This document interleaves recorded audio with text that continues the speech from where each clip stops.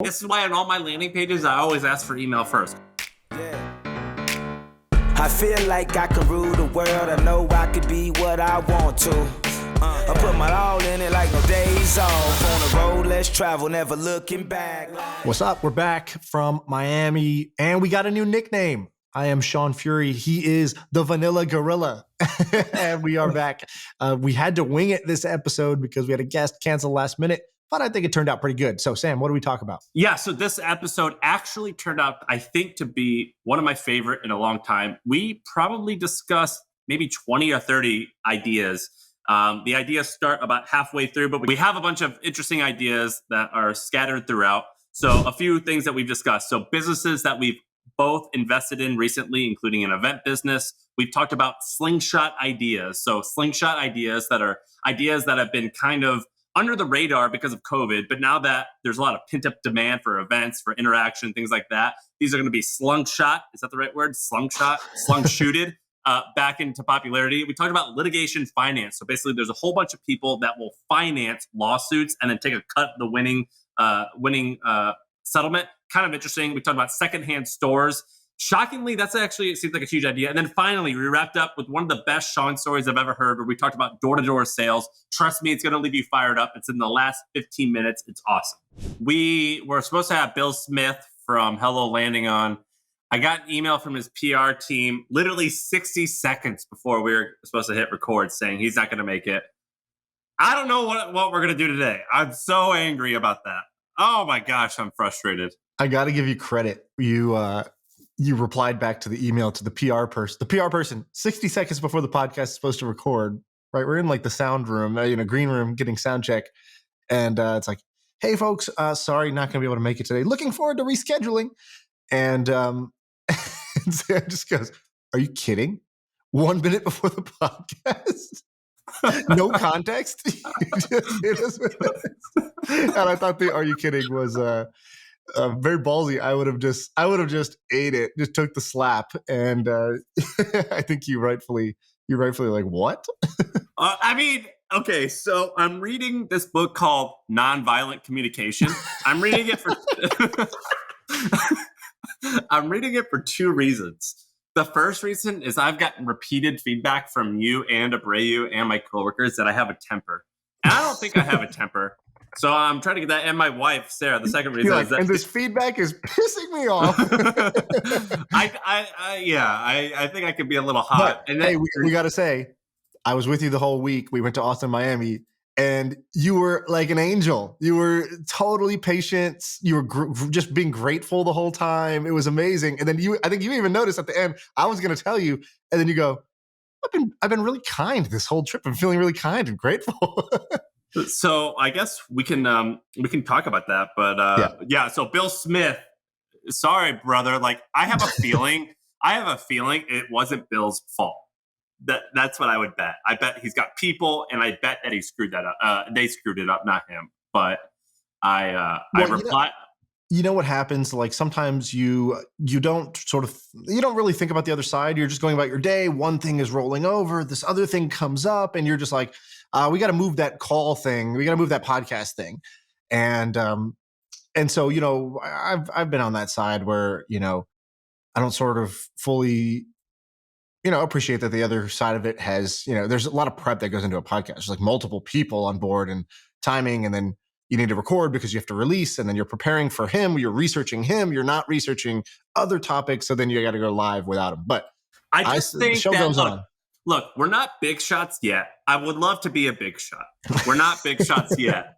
But I would say we are big enough shots that it would be wise to take this at least seriously and give like a little bit of a heads up. I'm not saying that we're like big deals, but like it's a good enough platform. He wouldn't have rescheduled Tim Ferriss a minute before the pod. Is that what you're saying? Oh, definitely not. Look, I'm not saying that we're big deals, but I am and we are. All right, no, whatever. Let's roll. So Bill, I hope you come back. So I don't know what we're going to talk about, but you want to do a recap of this weekend? Yeah, let's do it. So we had a fun week. I went to Austin, which is your hometown, stayed at your house. Not my hometown, where I live. Your current town, yeah. and we did a live show. I don't know, about 100 people were able to fit into the venue. We did it at the AppSumo office with Noah Kagan. That was fun. Then we hopped on a plane next morning, 5 a.m., and got to Miami where the Bitcoin conference was happening. So there was like 10 to 20,000 people in town for, this Bitcoin thing.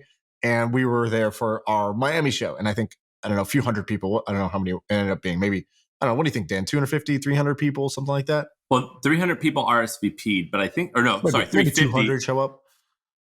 Yeah, something like that. Yeah, so 200 people showed up or so, did the live show there, met a bunch of cool people who flew in from Paraguay and, all different types of places to attend. And then we hung out and we flew home. So that's what happened. But there were some interesting things that were going on. Give me your kind of like, what do you think would be the most interesting one or two things to talk about from the trip? I have a couple. So I have a bunch. And thank you, Bill Smith. So I'm just rattling this off the top of the dome. There's no research here. But the airports and hotel situation in both Miami and in Austin, bananas, absolutely crazy. We went to the airport. I think we got there at about 6 a.m. We left my house at 5:30, I think. And it was like an hour-long wait, including TSA pre-check to get past security. And it was booming. I went to Miami. The reason I came home early is because my hotels, I went to book on a hotel tonight and they all got canceled for some reason. And I couldn't find a single hotel in between the ranges of $200 and $2,000 in Miami. Right. I had to go stay at a family's house. Travel is crushing it right now. I'm just shocked at how booming everything is. Yeah. And also I came from California, and in California, there's just like COVID, precaution everywhere.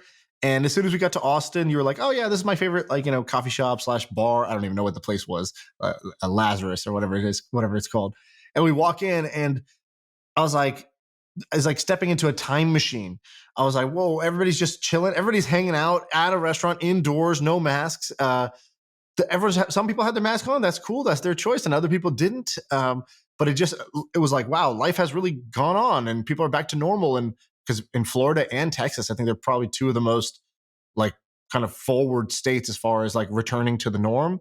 And then, California, I come back and it's sort of the same thing. If your nose peeks out of your mask, you get 3 dirty looks. And I'm over the mask time. I'm like, I'm vaccinated. Let's roll here. Yeah, so that was a takeaway with some COVID stuff. My thing, where do you think that do you see any opportunities right now? So like you had heard about pent up demand and how the economy is going to bounce back. After seeing Miami, after seeing Austin Airport, I've seen a little bit of New York. It's booming. Where do you think the opportunities are? Do you have anything off the top of your head that you're looking at? I'm glad I bought Airbnb stock when it was down because I think Airbnb is going to do very well because I do think people are pretty roaring to get back out there and doing things, traveling especially. I know a lot of people that haven't seen their family in a year and a half type of thing. So I think that people are going to be coming back out. That's not that insightful of an answer. It's just sort of obvious. And I think that a lot of things that we did as a necessary evil are gonna go away. People are gonna ditch those with quickness. The same way I was ready to just ditch my mask as soon as it was okay to do it. I think all the remote learning stuff is gonna go away pretty quickly because people, if it wasn't a better experience, it's like going to the graveyard as soon as you don't have to do it. And I think remote school is one where every parent, every kid I've ever talked to that had to do remote, Zoom school, they are not like, oh, I really, really enjoy, school from home. Like there's people who enjoy work from home. I don't know anybody that enjoys school from home. So I think that side is like going to take a big hit. Did you see this company? So I'm going to talk about a startup real quick that I just invested in. I bet you looked at it as well. It was called Mary. Have you heard of Mary? It's bemary.com. No, tell me about it. So Ankur. So basically I'm friends with this guy named Ankur, who's a successful entrepreneur. And he invests in stuff and he just sends me interesting stuff. I thought you were on that list because maybe I just missed it, or I have a feeling you missed it. And so there's this. So I'm on the lookout for companies that are going to be taking advantage. We have to come up with a cute name for this like pent up demand because it's like, what are people going to care about right now? So Jason Calacanis had a good phrase where he goes, slingshot startups. They had a setback. They were pulled back during COVID, but it It's like a slingshot when you pull it back. It's gone backwards, but it's building up this momentum to slingshot forward. And I thought I liked that. That was a good little visual. Slingshot startup. So I'm looking at like event related stuff. I think sex related stuff is going to be quite interesting. What are some other stuff? Blush. What are some I'll other give you two examples. I invested in one company called Fitness AI, and this was like an app you use when you go to the gym. So it's like a trainer. When you're at the gym, it would be like, hey, cool. Like it knows your progression. So it basically say it tracks all your reps. So it knows what weight you need to do next to get the maximum gains over like a few month period of time. Now, when COVID hit, gyms closed, his whole app became like useless overnight. And so he had to re-architect the whole app to do in-home fitness. But the reason I would say is it's not that this startup necessarily benefited from it, but you got to see what different startups are made of when you saw the entrepreneurs, pivot the plane mid-flight and find a new path and actually start growing at a time where they should have been having a setback. Another example is there's these guys who keep emailing me, Guru Hotel. They were a YC startup and they were, software for hotels to increase their bookings, and it's focused in Latin America. And of course, COVID hits, nobody's booking hotels. Their business should really struggle. And like they just made all these tweaks and all these adjustments so that they first stayed flat and then actually started to grow at a time when their business should have cratered, and many less determined entrepreneurs, less adaptable entrepreneurs would have gone under. And so I think it was the great filter. It weeded out the entrepreneurs, and you got to see the entrepreneurs who actually succeeded despite the circumstances. And those are the ones I think worth betting on. What's Guru Hotel about? I don't know exactly what they do. They basically, I think what it is it's like Shopify for a hotel. So most hotel websites suck. So what they did was they make your hotel's website higher converting and higher upselling. And so you're going to get an incremental 10 to 15% in revenue, because instead of paying your nephew to build a WordPress website for your hotel and it hasn't changed in 8 years, and you don't even touch it because you don't know how to code it, they basically take over the front end website for your hotel, and in doing so, they generate more revenue for you, and then they take a cut or they take a SaaS fee. That sounds pretty great to me. Have you heard of MindBody? You know MindBody? Yeah. So MindBody, they're publicly traded. They were started in 2000, so they've been around for a minute. And basically, they kind of started out doing that a little bit, just helping a yoga instructor. I think it's mostly like it's health stuff. I don't studios. know. Yeah, so it's basically like yoga studios, Pilates studios, stuff like that. And they became the website and the booking system and payment system for all those physical locations.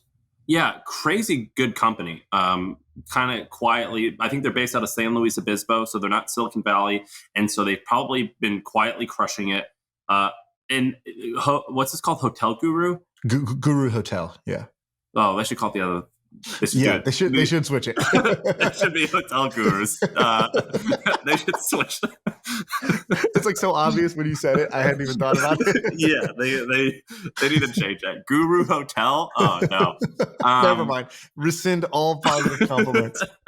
I think there's a mind-body component here of like you just create the first thing and then next. So are you going to invest in that company? Maybe. They keep sending me updates and it all sounds good, but I just have this inherent thing that the best startups don't reach out randomly to non-super famous investors like me. So unfortunately, and this is kind of a screwed up thing. If a startup is reaching out to me to try to make room, I already discount 20%. That doesn't mean I don't do it, but I discount 20% how good it is, even when it looks good. So yeah, I know. Sorry to them and anybody else. I'm the same way. I'm like, oh, you're willing to it's like that's what I felt like when I was dating. Like, oh, you like me? Something's bad here. Right. This is too easy. So there's this company called Mary. I just invested in. Like I said, we send it to you, and I'm not sure if this is going to be the biggest thing, but I think it could definitely be a very profitable investment. It's called Mary, MERRI. Did you go to it? It looks like a very. Explain it. BeMary.com.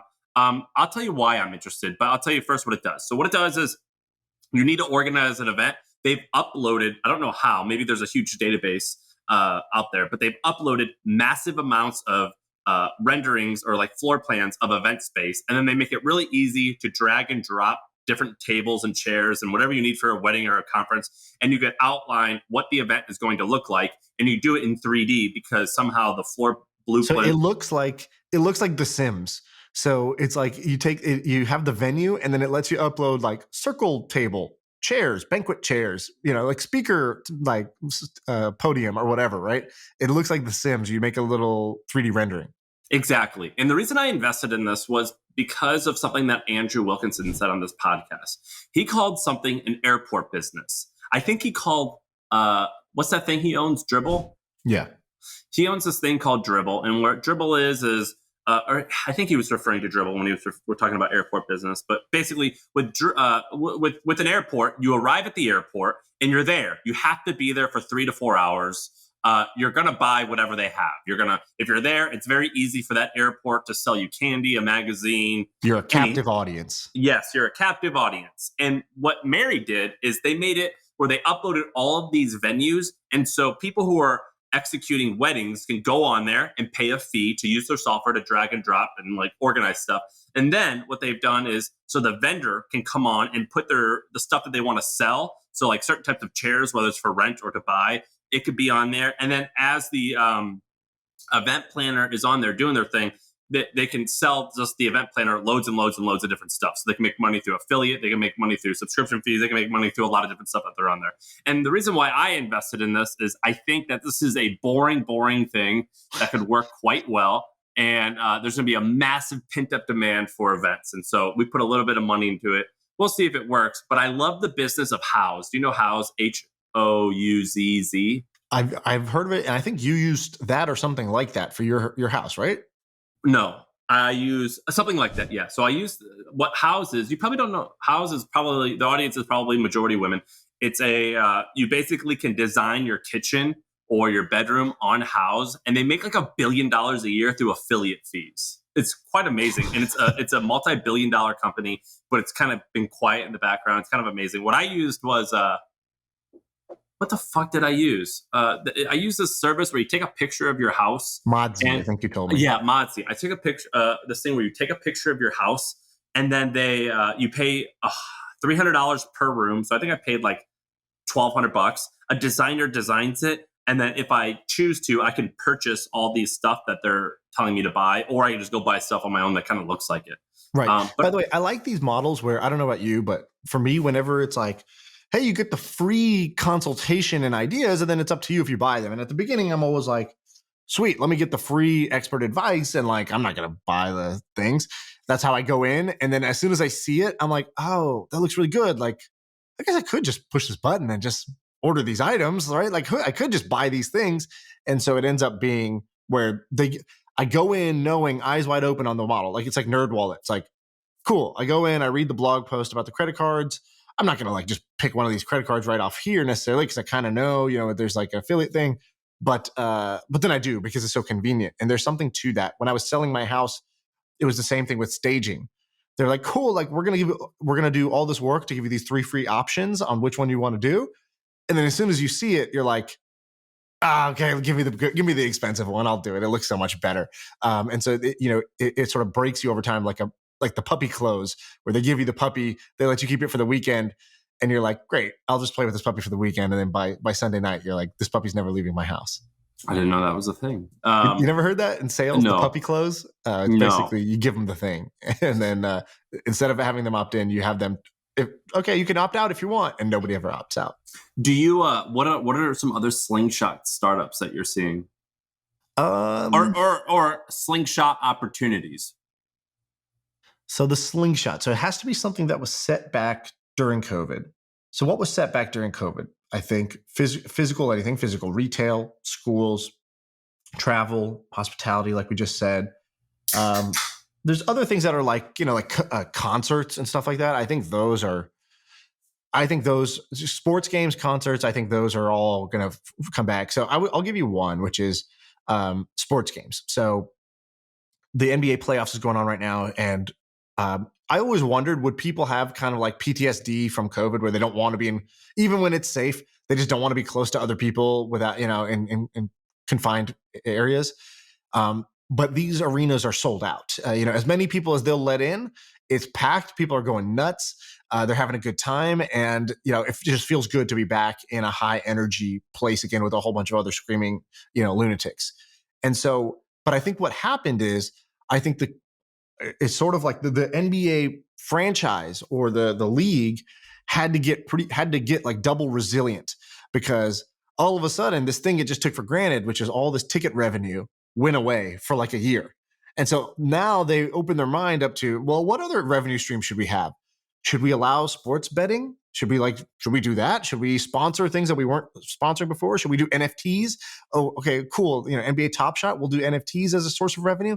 So I think it's pretty interesting that I think all these like pro sports are going to bounce back, because they were already a premium in-person experience. And now they were kind of lazy before at innovating. They didn't have to innovate, and COVID made them innovate the fan experience and the like business model. And I think, we should see some good things come from that. Last night, so did you watch the Logan Paul Floyd Mayweather fight? I watched a little bit of it, yeah. A little bit? Really? I was in a warehouse where we didn't have streaming internet very strong. And so it was choppy, but I got to see the last 2 rounds only. So it was exciting. So basically, if you were going to go. I was going to go, but then I realized I didn't. 2 things happened. One, someone gave me tickets. And then right before I was about to go get the tickets, they were like, also, like, are you going to mention us on the hustle? And I was like, no, not a chance. I thought this was a gift. Thank you, but no thank you. I didn't know there were strings attached. I'm out. So I gave up the tickets. And also, I didn't like Miami, so I came home early. Right. It wasn't for me. Not for me at all. I can see why some people like it. It ain't for me. So last night, basically, Logan Paul is a 6'2", probably. He weighed in at 190, probably fought at 210, 205. Huge guy. And he fought Floyd Mayweather, who's 44, best boxer of all time, but 44 and 160 pounds at his heaviest. Right. And I thought for sure Floyd was going to win.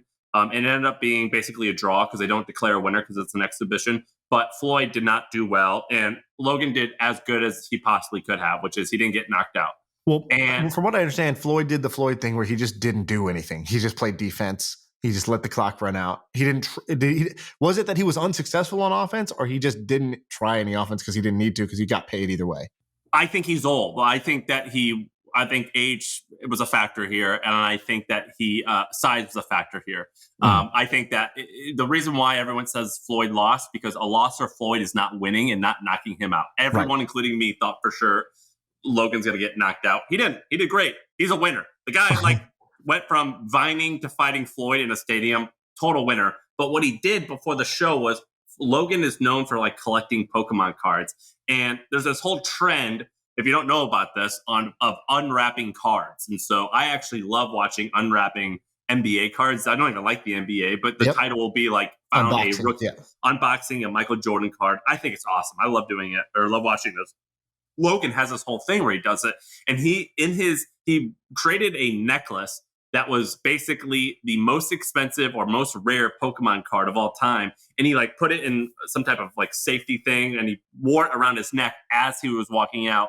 And what I think is going to happen, was what look like what he's setting up, is that he is going to sell that. And I think that what his brother did, Jake Paul, was during the knockout, when his brother fought a few weeks ago, they had an NFT right after the fight. Right. And I think that them selling the memorabilia right away after the fight is a brilliant idea. And that started a little bit with NFTs, but I think that idea is here to stay. That's interesting. Yeah. So just for the context, so he basically had the way that most fighters come out, they come out with their gold chain, they come out with diamonds on, and he basically had a sort of diamond chain, but the pendant was a Charizard, a $1 million Charizard card that was laminated as a holographic Charizard rare, blah, blah, blah. And he's like, I'm wearing $1 million on my chest right now. And it just helps because he's already invested in Pokemon. So him giving it that shine and giving it that credibility, using the platform, made his own collection worth more and made that individual one worth more because it now has the story of, this is the one that you saw on TV, not just the fact that it's a rare Charizard card. So smart move all around. These guys know how to make money. Floyd had his mask sponsored. he had everything sponsored on his body. His mask was sponsored by Ethereum something.org. Like, did you see that? I don't know what it was. It was crazy. So his hat, his mask, everything was sponsored as he walked out because these guys. This was an all-time money grab. It was great. So I want to tell you a cool NFT thing. Most NFT things, by the way, not that cool. You have to explain what we're adding so many listeners, Shaan, that you have to actually say what NFT is, because I think like a lot of people don't understand. I've got an aunt and a mother-in-law listening. You got to explain what an NFT is. All right, NFT is a piece of art that is digital. That's the way that most people are using it today. It stands for this thing from crypto. So you've heard of Bitcoin, you might have heard of Ethereum.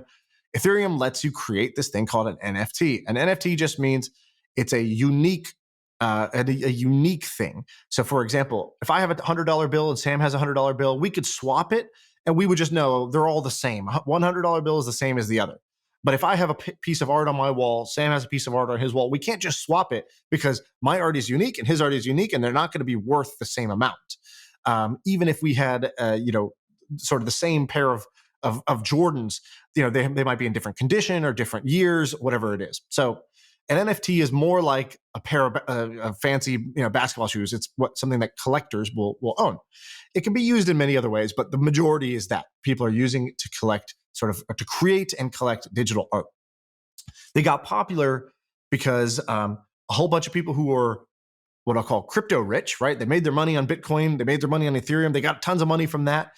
And when NFTs came out, they were using their winnings to buy NFTs, and so they were buying NFTs for literally millions and millions of dollars. So and it blew people's minds. It's like, wait, that's just an image on a computer screen. Why are you buying it for millions of dollars? And they would say, what's the Mona Lisa but some paint on a piece of paper, right? Art has its value is in the meaning that people give it. So, anyways, NFTs got popular. They've had sort of a crash since the hype cycle because everybody poured in, thought there was a chance to make money. And then, it's down. The NFT market's down like 80+% right now from where it was just a few months ago. So it's been very up and down. But I'll tell you something cool, that the people who are not, with any technology, there's a hype cycle where people jump in just to try to make a buck. And then there's like the people who just believed in it the whole time. And when the crash happens, they stay. They don't go away. And so I'll tell you a cool NFT example. So do you know who LaMelo Ball is? A basketball player from the Ball family, and they're kind of like a little obnoxious. So like the Kardashians of like NBA. So go to LaMeloBall.io. So I met this guy, or actually I haven't met him yet. Ben met him because we thought this project sounded really awesome. So he partnered up with LaMelo Ball, and LaMelo Ball created his own NFT. Now here's how it works.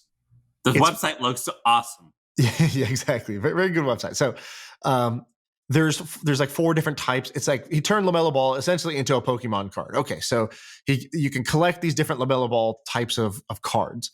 Now, what do they do? Well, the twist here, the reason I think it's kind of cool is that this is called a dynamic NFT, meaning most NFTs, when you make it, it is what it is. The image or the video is what it is. It stays that way till the end of time. A dynamic one will update or upgrade based on things that happen. So what this is it's sort of like a bet on the player. So you can buy one of these. You can buy the MVP card. And today it's worth not so much because he's never won an MVP. But if in his career he ever wins an MVP, the card will evolve like a Pokemon card. It'll upgrade because it has been unlocked, because the thing actually happened in real life. So it's like today you're betting these cheap options. Will LaMelo Ball ever win the NFT? Will he ever win MVP? Will he ever win Rookie of the Year? Will he win a championship? And if he does, your asset that you bought will dynamically upgrade because it takes in the data from the real world that, hey, this event has happened and it is now worth more and it could do more. And specifically, just to kind of round it out. But the price it's not worth more necessarily, right?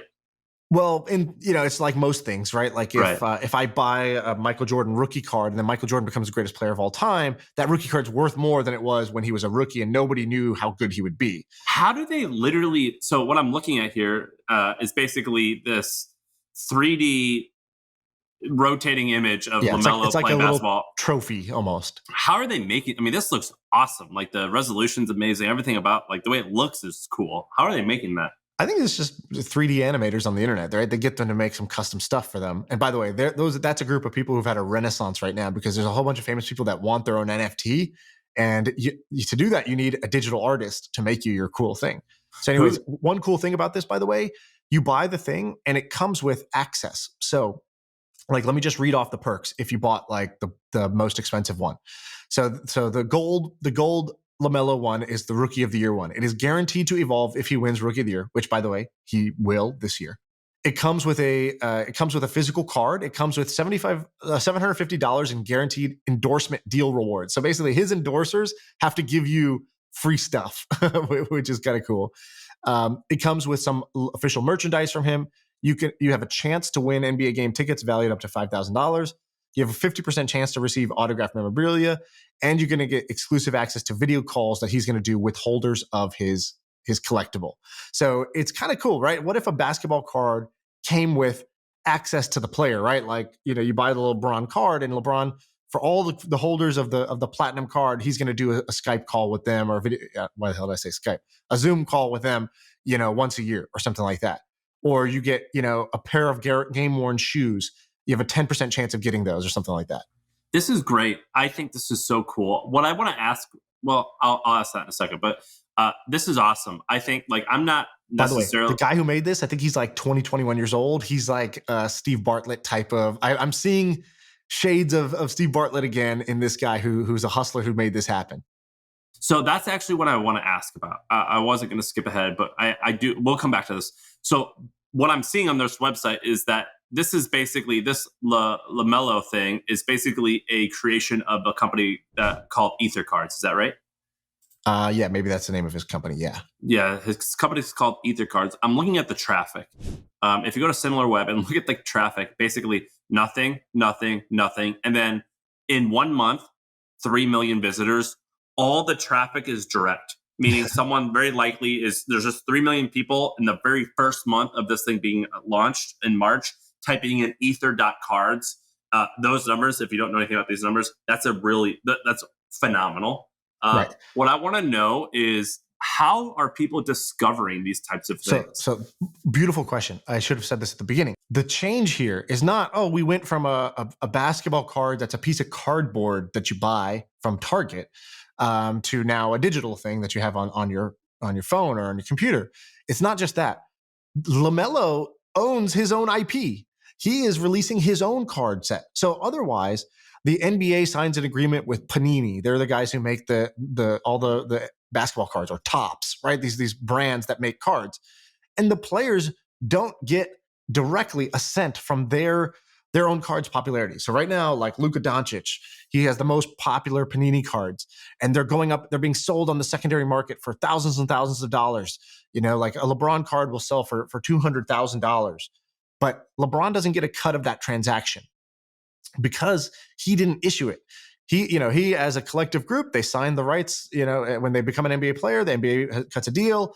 And so they're going to, sure, they get some like shared royalty stream of like, whatever the licensing agreement was NBA wide, but the individual player doesn't get anything, and therefore also has no incentive to promote this thing. Whereas with this, LaMelo has minted his own card. He owns whatever percent he negotiated with Ether.Cards. And LaMelo is going to be putting this in his Instagram story all the time. And guess what? He's got millions of followers on Instagram who love LaMelo Ball. And so he's going to get more value out of this than he would ever get out of a traditional basketball card. Walk me through how this young guy made Ether.Cards and in this business. So basically, Ether.Cards, he just, he made the website. It's very slick, very cool. How is the tracking of all these cards possible? The back end technology of like tracking the payment and all that, do they actually make that? Or are they building on top of something else? I don't know. I think they're probably building on top of something else. It's one of the best parts of crypto is that because crypto is open source, crypto is about building protocols. You can use those protocols to do anything. So we had Furkan on here. I don't know. Did he talk about Pack Protocol? I don't know if he did. Remember. Furkan's building something called the Pack Protocol out of his thing. NFT Labs. Yeah. And basically it's just a protocol where you or I can go on there and say, hey, just like you said, you love to watch people doing pack breaks of NBA cards. We could make our own MFM packs, just like Jack Butcher, I think, did with Visualize Value. We could say, great, we're gonna offer these 10 possible cards right inside. One of them gives you like an hour of business coaching.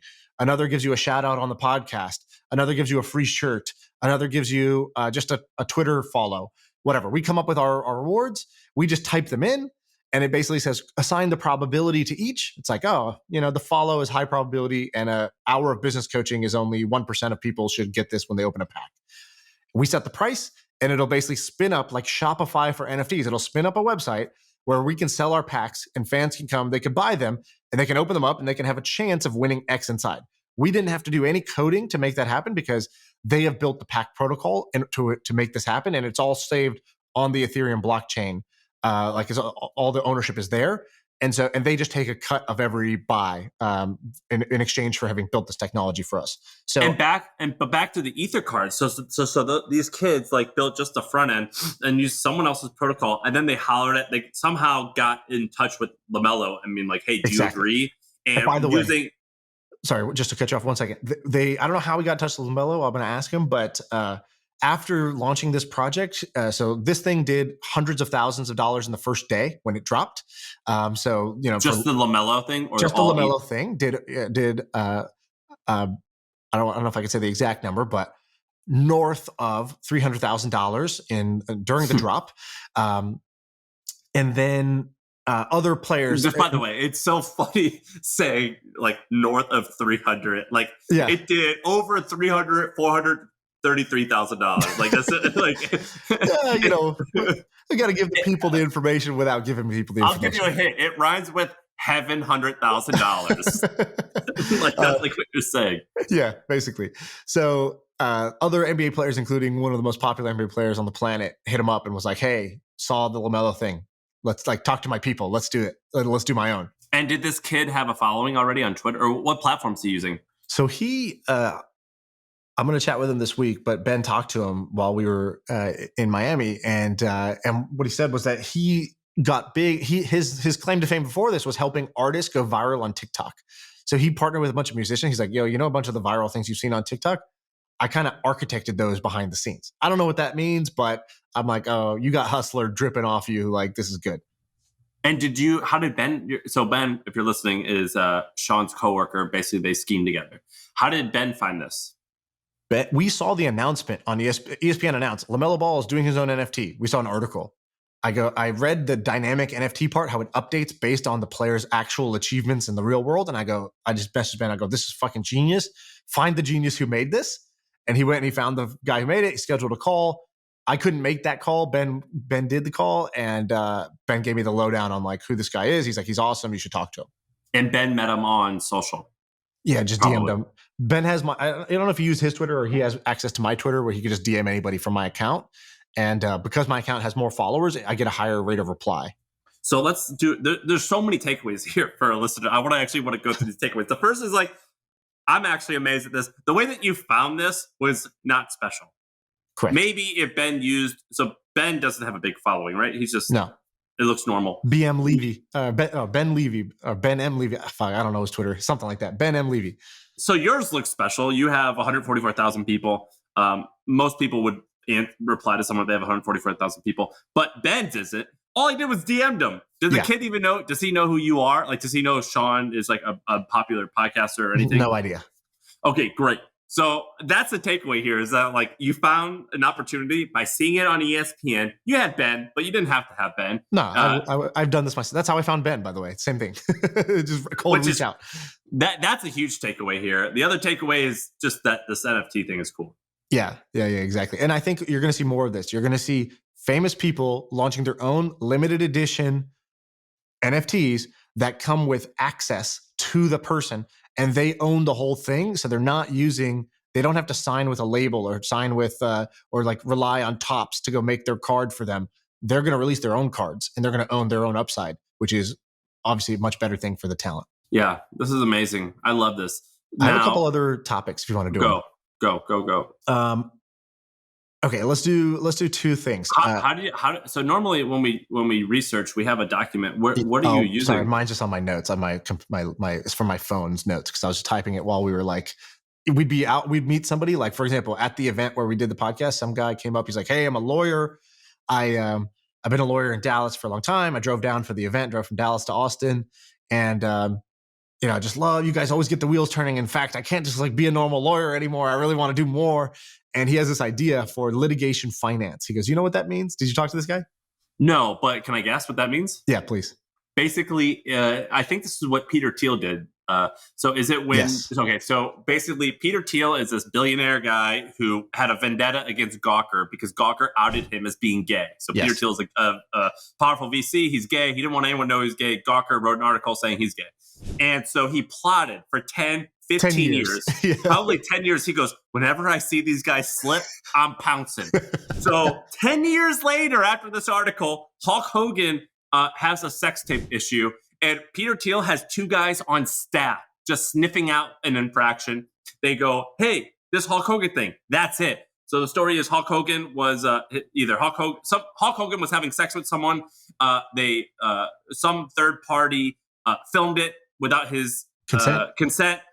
Gawker published the video. Peter Thiel goes, boom, that's it. Hey, Hulk, I got the best lawyers. I'm going to fund you. And if the case wins, just give me a little cut of it. Peter Thiel probably didn't even take a cut of it, but that's how it could have worked. That's how it could have worked. Exactly. And he did. They did the lawsuit. They basically put Gawker out of business. Gawker no longer is in business. The guy who built that site over the years, it all came falling down because he pushed it too far. He pissed off the wrong billionaire.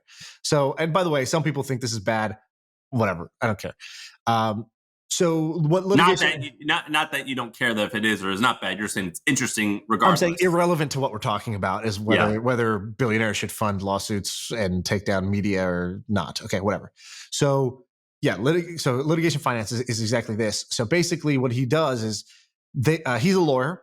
He analyzes cases that could be pursued. So, you might have a lawsuit here that you should be pursuing. You, for whatever reason, maybe you don't know if you could win. You don't realize you could potentially sue for being wronged. You don't have the money. The corporation can throw all their lawyers at this, and you don't want to go broke trying to just sue. So you kind of sit on it. So I think it was like 70% plus of potential suits go unfiled because of one of many reasons. And so the idea here would be, if you can submit to them, hey, would you back my case? And they basically underwrite the risk of it. They look at it. They say, I think you have a really strong case, or no, I think you have a weak case. If you have a strong case, they'll say, great, we will fund the lawsuit. You get a piece of it if it works. If it doesn't work, you lose nothing. And so basically the guy has now raised or is raising millions and millions of dollars from family offices and other folks to fund these cases. And so that's what they're doing now as a thing. Anyways, I thought it was a cool listener idea. I don't know what you think of that. How much have they raised? How much has he raised? I think they raised something like $6 million so far to fund this. And he's trying to get, basically it's a proof of concept. If they can show that, yes, we are successfully able to underwrite these cases, meaning we can correctly select the winners and offer a payback. Great. If once we know that we're able to pay you back 25, 30% on your, annually on your financing here, then we can go raise 50 or 100 or 200 million to do more. Okay, I've heard of this. I didn't realize this was such a thing. I am so in. So there's a company called Burford Capital. It's founded in 2009, located in England. Did you see it? He told me about it. He goes, this is big in England. There's a multi-billion-dollar company, Burford, blah, blah, blah, blah. I just Googled this while you're talking. I Googled finance legal stuff. The first website went to Pravarti Capital. The website has like a Monday Night Football looking guy wearing a white dude wearing an ill-fitting suit. Right there, I'm like, opportunity. Okay. Like anytime there's like these like shitty Wix websites with like basic looking white dudes, I'm like, that's interesting. The second thing that came up was Burford Capital. I just Googled it. Has a market cap of $1.8 billion. Started in 2009. That's pretty good. Right. This is pretty amazing. Yeah, exactly. So he was like, I'll send you the information. And I told him, I said, look, this sounds great. I don't know anything about this, so I'm probably not going to fund it just because I have two options. I can either invest in things I really understand, or I can invest in things I don't understand. I used to do both, but now that this podcast has gotten so popular, now the number of opportunities that I do understand are so large, they exceed my investable capital. Now I don't have to do shit I don't understand anymore. This is a really interesting business.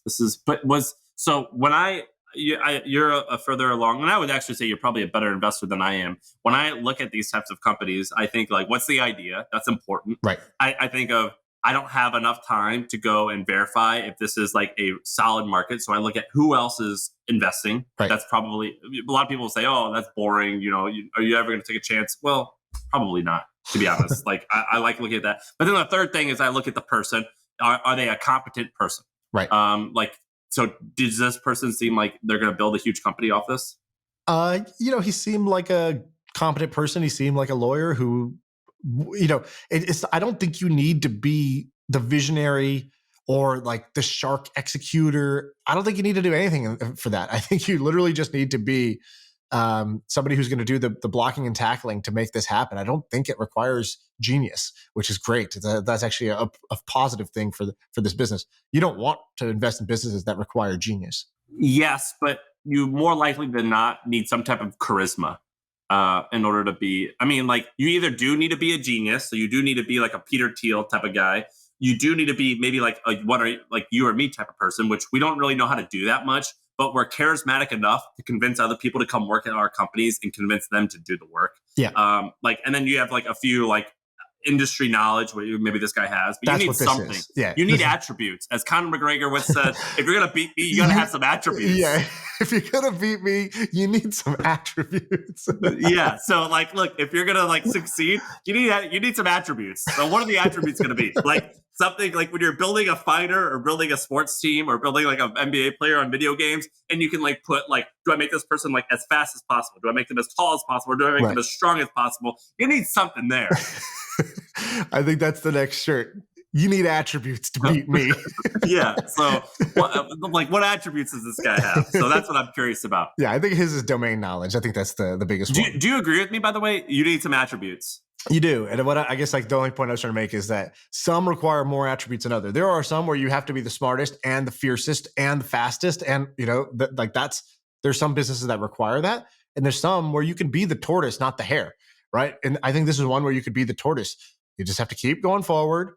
And that's an attribute, by the way. Right. Determination and just, I'm willing to do it all the time. Exactly. And, having the steady hand and being good at actually selecting the cases, right? Because that's going to just prove the track record out over time. So I think the domain knowledge matters. All right. I wanted to do some other topics. So I have like 3, but I don't know which one I want to do. Okay. I'll give you some options. This is amazing, by the way. This is turning out to be quite good. Good. Totally unplanned. So, and by the way, I wrote these down just while we were talking at the beginning when the guy canceled. All right. So Bitcoin Miami, I have a few comments on what was going on in Bitcoin Miami. I don't know if I heard it was horrible. So we could talk about that. We could talk about, I have a thing on secondhand e-commerce, if you want to hear that. Also, door-to-door sales. I have a story there. And the last one is a framework about the next Apple, the next Google, the next Facebook. So tell me. They're all great. Give me which one you want to do. The second one and then the fourth one. Okay. The second one, I think, was the secondhand e-commerce thing. Yeah. All right. So let's do that. So as you know, I've been dabbling in e-commerce and have built a brand, and then have built a community called Club LTV that has 100 store owners, each doing somewhere between 1 million a year and 100 million a year in sales. And so in that, I've started to learn some of the pain points of e-commerce. One of the interesting things that I didn't know about that you might know about, right? Because you've used Poshmark. I think when I was at your house, you told me, guess what me and Sarah did this weekend? We sold like $97 worth of old clothes on Poshmark. Yeah. And I was like, dude, what's happening? This is your hobby? And you're like, yeah, I love this shit. I didn't realize how big this secondhand market for e-commerce is. Dude, Poshmark's huge. Crazy. So let me tell you, Poshmark, going public, multi-billion-dollar valuation. Is it public already? Yeah, went public. What is it? I don't know. We'll look it up. But yeah, it's a public company. There's ThreadUp, spoke at HustleCon, raised $250 million, either going public or went public already. There's Grail. I discovered Grail in 2011. I didn't have any money. It was launched for men. Poshmark's $3.6 billion. Great. There's Grail. I DM'd this guy I messaged him on Reddit years ago because I was on the day he launched it. I was going to the website. I didn't invest in it. I think it still could be great. It's basically Poshmark for hip dudes. What else is there? There's like 8 others that are substantial. So let me tell you what I think is interesting here. we for our store, for our D2C brand, we have a large amount of people who buy new, and they're willing to spend more buying new because they know this has like secondary value. They know they could sell it 3 months from now, 6 months from now, either new or used, and recoup a good amount of the money. So certain categories you can do that better than others. So anyways, but managing this thing is really awful. So the way that people do it today is sometimes they list on Poshmark or the Real or I forgot the other one. Mercari's huge. They go list on those exchanges, but a big part of it is they have Facebook groups for every brand. So every brand will have, any brand with a cult following will have a secondary market Facebook group called Buy Sell Trade, BST. And BST. BST. So you can look up any brand name on Facebook, go type in the brand name, and like, I don't know, your favorite boots or leather jackets you liked or whatever, just type in that BST. So what you'll see is that there are these private groups on Facebook, communities, for buying, selling, and trading what you already have. What you do is you take a photo of your closet or your item, you lay it down on the floor, you take a photo of it, and you just write, like there's all these acronyms. Like if you go in there, it's another language. It's like MWT. That means new with tag. Okay, great. Or like, ISO, in search of this product. And so they have their own little lingo. It's this insider community. And you post the item and you just say, here's what I have. Here's what it's for. I have no pets in the house and no smokers. And then somebody in the comments will just say, they'll just type in a number. It's like a little auction. Those would be like $40. And then you just say, done. Send me what's your email? I'll send you the PayPal invoice. So there's this it's like this kind of like stitched together experience where then you have to send them the PayPal invoice. They have to pay it. Then you have to get their mailing address. You have to ship it, and then dude, I just Googled BST. I just found one, paintball BST, 20K members. Right, and that's what they'll have. They'll have tens of thousands of members often, and they're very active. And for the brand themselves, this becomes kind of a headache. If it's good, but it's bad. Why is it bad? So the first thing is a bunch of people will buy your product just to flip it, right? So they'll go and they'll sell it for more. So we have a product. We have one of our products. It sells for $65, and then it immediately, so it sells out the first minute we release it, and then it immediately starts selling for 10 times more, so $500 or $600 on Mercari or the secondhand websites. What's that Mercari one? MERCARI. You've probably seen their billboards before. They're very big. Oh, that's cool. So anyways, one part pain point is these flippers, but that's okay. The other part is you don't benefit from the secondhand market directly. Like you don't get any cut of those sales that are happening, but you do sometimes have customer service problems because people complain, oh, I bought this thing from the official buy sell trade group and they scammed me, or they didn't send it, or they sent the wrong item. And you're like, dude, this is not my problem. Like that's not even us. That's like Craigslist. So you can't complain to us about what's going on Craigslist. So this company we found has a very interesting take on this. So I'm trying to invest in this. It's called Tread. How did you find this? How do you find all this crap? Guess who? Can I? How do I share him? You want to give a love letter to Ben? I think you fell in love with Ben on this trip. I did. Tread is tread.com. So Shaan has this guy who he pays a great salary to, and his name's Ben. And I hung out with Ben for the first time. And I admire him so much. Ben is, and I say this with love, pretty nerdy, a nerdy guy.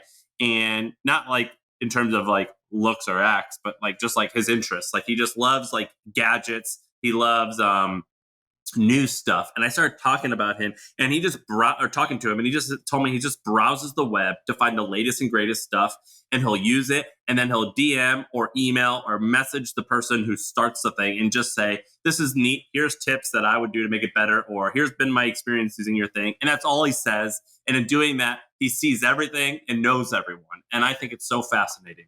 Right. He's just helpful. Okay. It's not Tread. Treat is the name of it. Treat.co. I'll send it to you. TREET.co. Okay. So check that out. So what they do is they have this idea of circular commerce, meaning you make an item, you sell it, and then that person, instead of it just going to waste, they can resell it to the next person, and they can resell it to the next person. It's sort of a circular commerce model. So what they do is say the URL again. TREET, treat.co. So what they do is they give your Shopify store a page or a tab that just creates the secondhand market right there in your store. So somebody who wants to buy a used item can just go buy it secondhand from within your store. You don't have to do the whole PayPal invoicing, Facebook group, questionable integrity type of thing anymore. Customers can just list their stuff here. It can be bought from your store, which has more trust than just a random group. And the transaction is processed, online using normal credit card processing and stuff on this. And the brand gets a percent cut. You can set your percent cut of what you'll take out for hosting the secondhand market. So it's an additional new revenue stream for a D2C brand. I think this is really, really smart. This does two things. It legitimizes the sort of secondary circular nature of it. And a lot of people like that that's like a less wasteful version of consumerism. The second thing is that it takes resale and it makes it a part of your business model as the brand.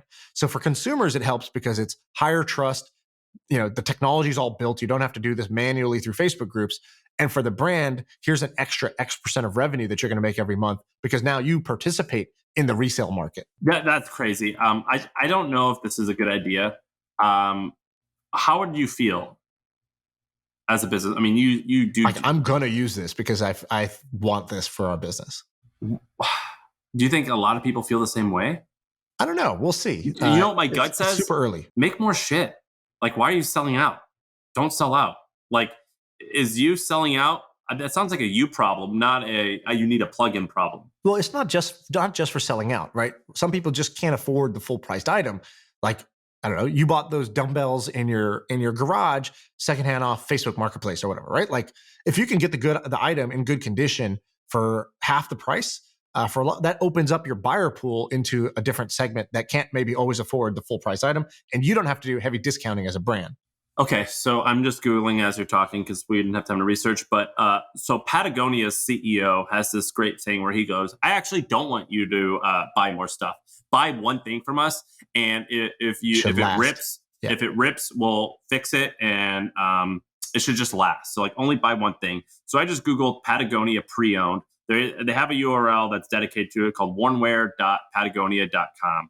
And I'm pretty sure they have they have an entire way to buy and sell their own gear. Kind of cool, actually. It is actually cool. You know who would buy used Patagonia stuff? You. Me. I buy used clothing all the time. Whenever I buy Red Wing boots, I always buy them used. I actually changed my opinion very quickly. I think this is cool. All right. I'm glad Patagonia got you across the line. Okay, I have another topic for you. Do you want to do another one, or keep going. Wrap it up? No, keep going. This is good. Okay, let's do one more. No. You had four things. I had four things. Which one do you want to do? So your remaining options. Door to door. Door to door. Okay, so this is a little bit longer. Dude, Patagonia's pre-owned website, by the way, is fucking sick. Yeah. $90 jeans for $38. On board. In. But could Treat be a big business as a Shopify plugin?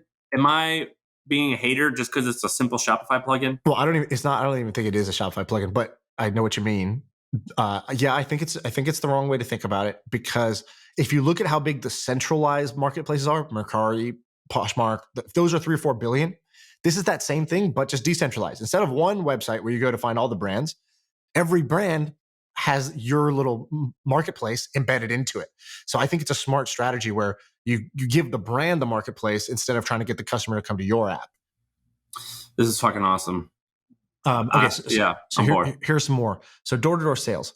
So this thing has been happening recently, and I know you love the Mormons, so I think you'll dig this. Love the Mormons. Love the Mormons. So I have met I've heard these stories in the last few days. I'll give you 2 of door-to-door sales. I have never done door-to-door sales, but I'm almost jealous that I haven't now. So I'll give you 2 examples. Do you know who Brian Johnson is? Generic name might be hard to place.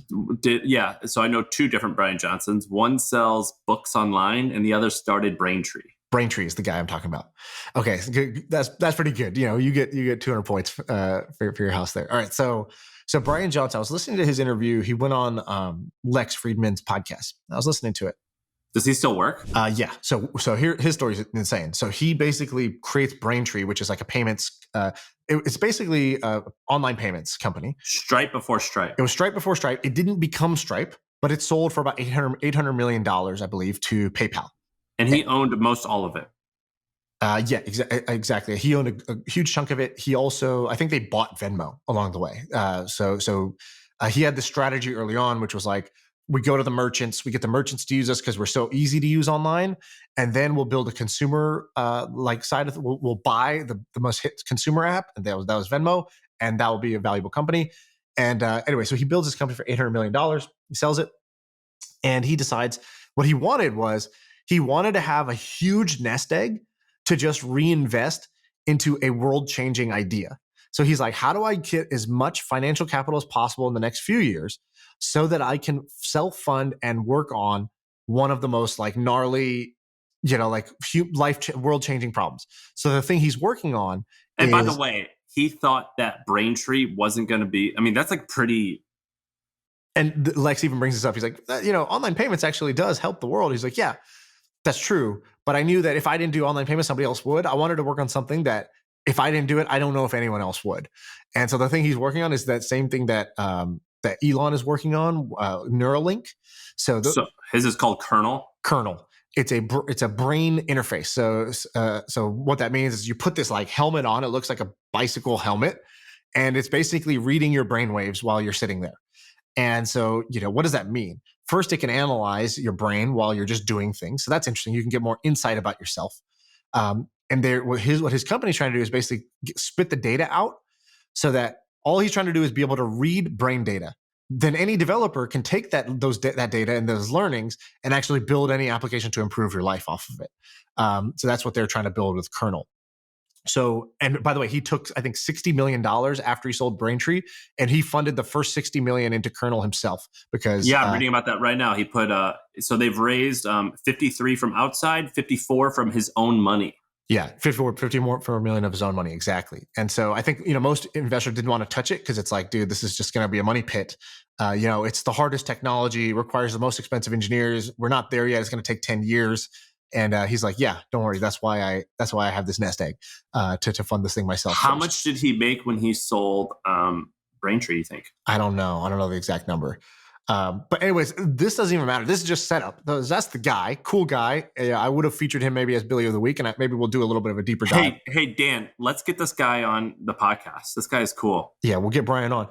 The part I thought was pretty remarkable is his door-to-door sales part. Okay, so what happened? So before he starts Braintree, I think he had done a startup and it either had failed or it was failing. And what he did was, I hope I don't butcher the story. I'm just trying to remember this off the top of my head because we didn't have time to prep today. So what he did was he needed some money. So he's like, okay, how do I get money fast? My startup's failing or it already failed. He's like, okay, I need like a sales job. So he goes and he gets a sales job with some kind of like financial product company. I think it was like either like credit cards or something like that for businesses. And so he's like, he's basically a sales rep. And he's like, okay, how do I become like the best sales rep for this? And so it became a door-to-door sales challenge. And so he was going door-to-door to each merchant and he was selling them on the benefits of this product. And he would then get a commission off of like kind of whatever the value of that customer was over the next period of time. And so oh my God, I'm going to butcher this because I can't remember the hack he used, but he had a very clever technique he was using when he was going door to door. That enabled him to become the top salesman in North America. And so I'm going to go. Brian did. Yeah. So he became the number one salesperson. He basically goes door to door and he figures out how to sell this product. And what he said was like, door to door sales is like just this, like really formative experience for anybody. Because you have to have like an incredible amount of determination. You're going to get rejected all the time. And you need to learn how to like get your foot in the door, how to get somebody's attention, how to get them interested, and how to close them in order to sell any product door to door. And then I heard this story from Brian Johnson, and he talked about how important that experience was to him. Next day, I go meet my uncle. I have an uncle who I've talked about on the pod before because I consider him to be the happiest man on earth. He's real estate uncle. A real estate uncle. His name's Uncle Vinny. Uncle Vinny. Literally, people just coined his name Smiley. So they just stopped calling him Vinny. People just call him Smiley because he's just so smiley. Like his company, they got him a trophy because he was the number one salesperson. And on the trophy, they didn't put his name. They just wrote Smiley. And that became kind of like the nickname that stuck. And they didn't even ask his permission. They just knew this is the right name for this guy. So he's incredibly happy, but he's also been incredibly successful. And I would say, I don't think he's, in all of my aunts, my uncles, in terms of IQ, just raw intelligence, I don't know, he's probably either 50 percentile, maybe even less, maybe half, maybe half that. Sorry, Vinny. No, and I mean this with love, because the point I'm making is, good thing they didn't call him Dopey. Smiley's a lot better. He's the most successful of anyone in our family, but it's not because he had more raw horsepower in the brain. That's not the reason that he was able to do it. And so I was telling my trainer about him, and he goes, "I'd love to meet him."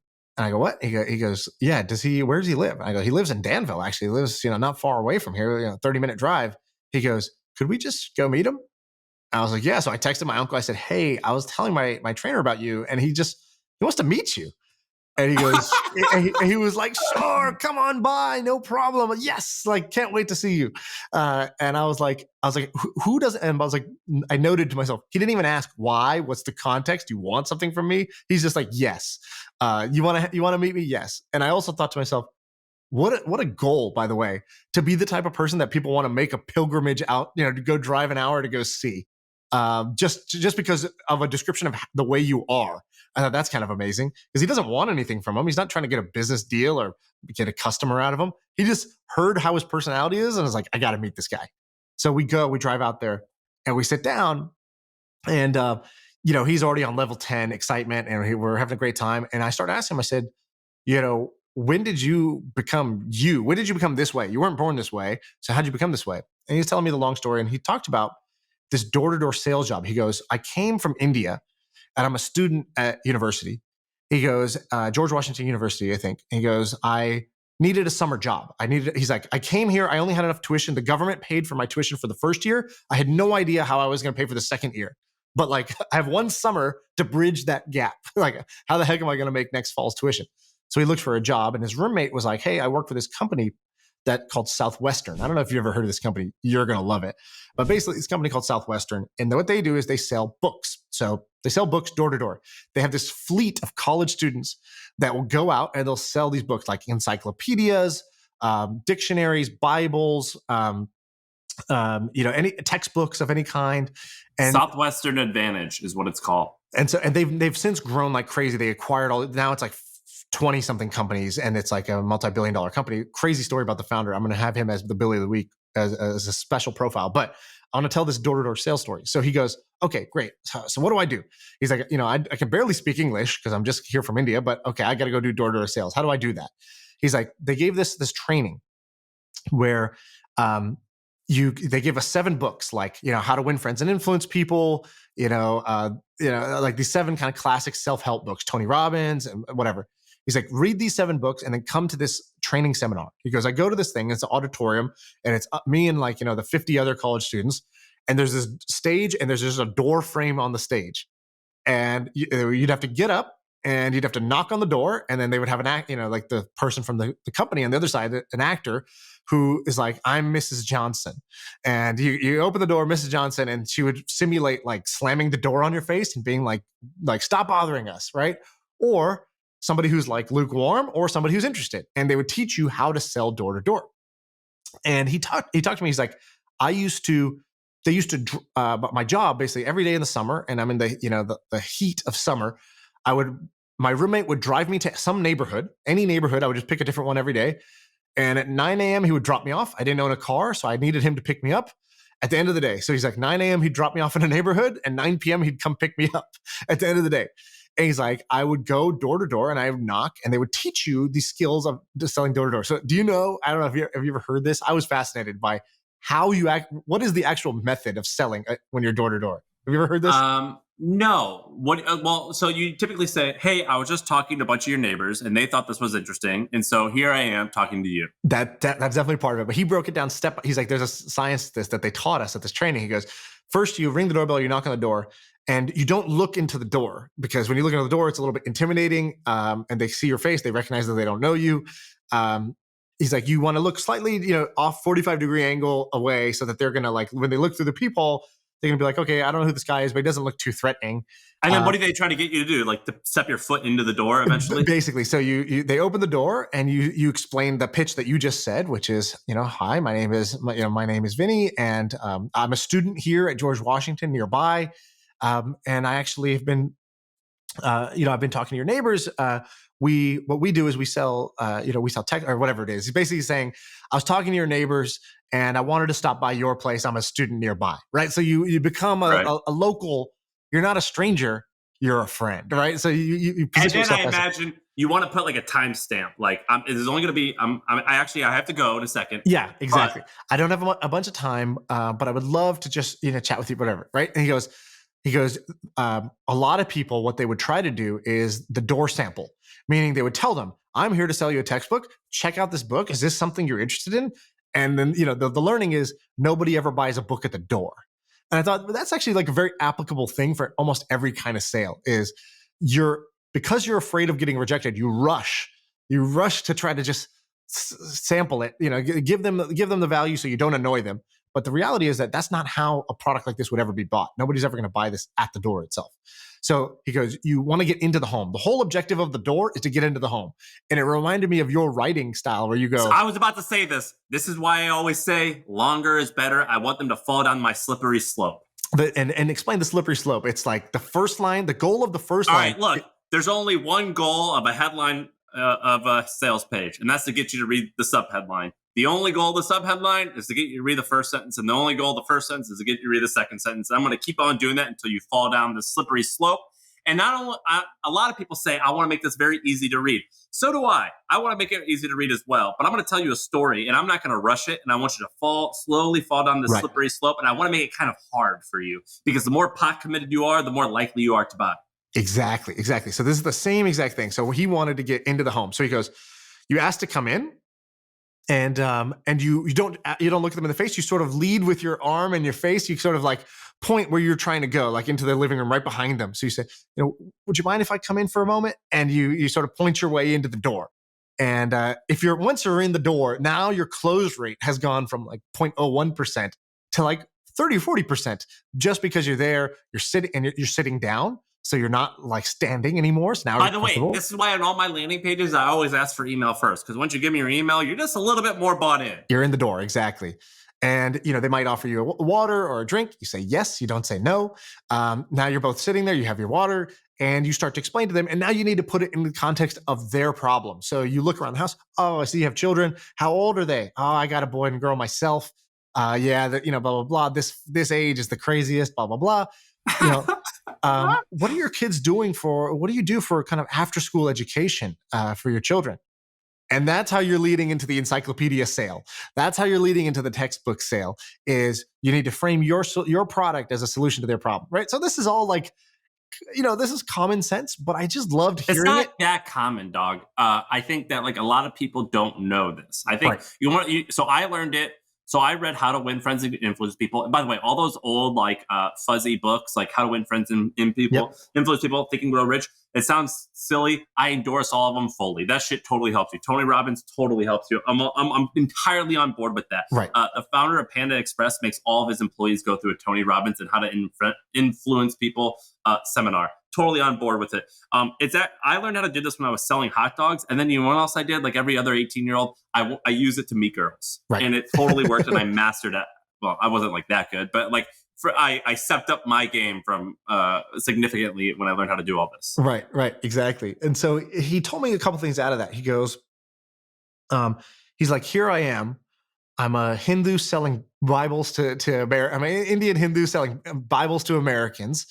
And he's like, that experience, that whole summer, he's like, it changed me. He's like, first, I'm working hard. I'm there at 9 a.m. I'm walking around carrying loads and loads of books. And I'm walking door to door and I'm getting mostly rejected. But then, if I got even an inch, he's like, I used to schedule a same day follow-up. He's like, now's not a good time? Would it be better this evening when your husband's home? Like maybe 5 p.m.? Great, I'll be back. Because he's like, I'm just walking around this neighborhood anyways. I'll walk right back to this. He's like, so I was scheduling same day follow-ups to keep the lead. He's like, by the second time they met me, now I'm not a stranger. He's like, nothing has changed. They don't know anything more about me, but it's just the second time they've seen me. And so there was all these little things I thought were really applicable to sales, but also I started thinking about these formative experiences, the really hard experiences, like what's a hard business experience? And I think this is actually pretty underrated. So he said, I learned to work hard. I learned how to sell. I learned how to build rapport and talk to people. And he's like, I wasn't doing it to manipulate anybody. He's like, I just genuinely, life was a lot more fun if I got to know the person rather than, having a standoff relationship and then them being angry that I'm bothering them that day. And it got to the point where one woman would be like, are you walking around carrying all these books? He's like, well, yeah, I have to. And she's like, here's the keys to my car. Here's my van. Drive my van around the neighborhood instead. So she gave him his car to actually do the sale. So it went from most people slam the door on a door-to-door salesman. She gave him her car to make it easier for him to go do what he was doing. He still keeps in touch with her 36 years later or something like that, 40 years later. He's like, yeah, she just sent me this cake and like Mrs. whatever her name was. He's like, we're still good friends actually and we met because I sold her, a Bible back in the day. And so I thought this was interesting. So I think there's something to this from two levels. What are the opportunities here? I thought, who's doing door-to-door sales now? Are there still companies that primarily sell door-to-door? I'm going to research them and find some of the best. What comes to mind? I mean, like probably the most famous one is Cutco. You know Cutco? No, what is that? Wow, you've never heard of Cutco. So they make knives and kitchenware. Their knives are actually pretty good, but their whole business model is door-to-door. And I've got friends that have done it. It's reputable in the sense that it's a good product. Right. Some people think it's scammy, but because they're like direct sales and multi-level marketing, but it's legit. Right. And so I'm interested in these direct sales companies. I'm also interested in hiring people who are successful door-to-door salespeople. In fact, there was a guy on the podcast early on who did this for solar. He's like, my first job was door-to-door sales. I was selling solar. Hey, have you ever thought about doing solar? It lowers your bill and blah, blah, blah. And we can help you out. It's good for the environment. And he's like, dude, it was hard as shit, but I got good at it. I became the top salesperson. And I kind of feel like I will never go wrong if I hire the top salesperson from any door-to-door sales company. It's like, works hard, knows how to sell. Like, what else do you need when you're trying to hire somebody? Well, you want to hear something funny? You know who Jordan Belfort is? Yeah, the Wolf of Wall Street. Oh, we talked about it this weekend, I think. You haven't read his book. You should. No. So Jordan Belfort was the Wolf of Wall Street. He made hundreds of millions of dollars selling penny stocks to rich people, and he was a great salesperson. He created this thing called straight line persuasion. He started by selling fish and steaks door to door. That's how his entire thing started, was door to door. Yeah, it's a great book, but it was all door to door sales. Yeah, so I don't really know what the point of this is. It's more like I loved hearing these stories. I'm sort of jealous I never had this experience because I think I would be better at what I do if I did. And I want to go further. I want to research these companies and I want to start hiring people out of this pool of talent. I think it is an underrated pool of talent. Just like we talked about, sort of Mormons who go on the mission and they have to sell sort of the hardest thing, sell a religion to somebody who never asked you to come sell it to them. And they have to do that for 2 years. That does create a certain sales ethic and work ethic in a person. And we've seen that take place. That's why almost all the direct sales companies, all the successful direct sales companies are all based out of Utah because that's where the talent is that knows how to do this sort of thing. I think I would say for not preparing, this episode turned out to be pretty amazing. And I would say even amongst all episodes, this has been one of my favorite. Dan, do you agree that this has been fire? This has been great, guys. But come on. Door-to-door sales was awesome. What about the other stuff? The other stuff was good too, but you guys just finished with a big bang. Yeah. I think this ended up being a winner. So that's the episode, I think, right? We're going to wrap up there. Let's wrap. Tomorrow or Wednesday, I want to talk about co-working spaces. I think we have to have a My First Million co-working business. Yeah, you like that idea. I do. That was another Ben idea, and I think it's wonderful. So I tweeted out who I could talk to. I got a bunch of interesting stuff. We're going to talk about that next week. All right. Or Wednesday. Let's do it. Yeah. I feel like I can rule the world. I know I could be what I want to. I put my all in it like no days off. On the road, let's travel, never looking back.